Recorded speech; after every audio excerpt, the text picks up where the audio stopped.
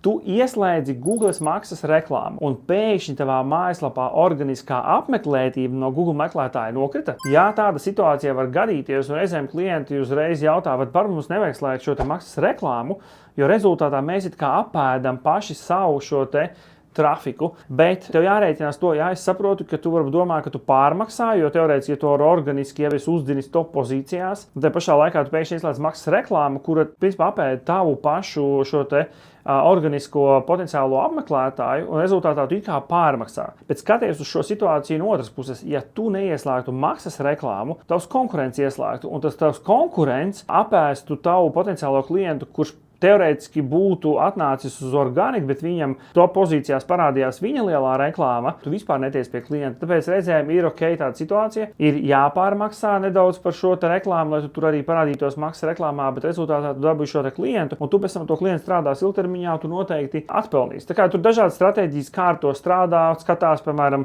kuram tērē budžetu, kāda veida maksas reklāmām, kurām netērē, tur iespējams izanalizēt un saprast, bet mums bija arī gadījumi, kur viens ļoti liels klients, kuram mēs gadiem strādājam optimizāciju, viņam kaut kādas dienas viņš bija aizmirsis ieslēgt maksas reklāmu vai bija beidzies budžets, viņam organiska apmeklētība uzšāvās gaisā. Un tas bija tas gadījums, kad mēs parādījām, tev organika varbūt nav tik spēcīga, kā tu gribētos, tikai tāpēc, ka tev maksas rezultāti apēd, bet tev jāslēdz arī maksas iekšā. Tāpēc es vienmēr sakam, ka ir šā miedarbība starp gan maksas reklāmu, gan organiku, un jums jāstrādā ir uz abiem kanāliem. Ja jūs vēlaties palielināt apmeklētību savā mājaslapā vai internetu veikalā no Google meklētāja, vai no maksas reklāmas, vai no organiskiem rezultātiem, tad dodieties uz e-commerce mājaslapu e-komercija.lv un pieskieties bezmaksas konsultācijai.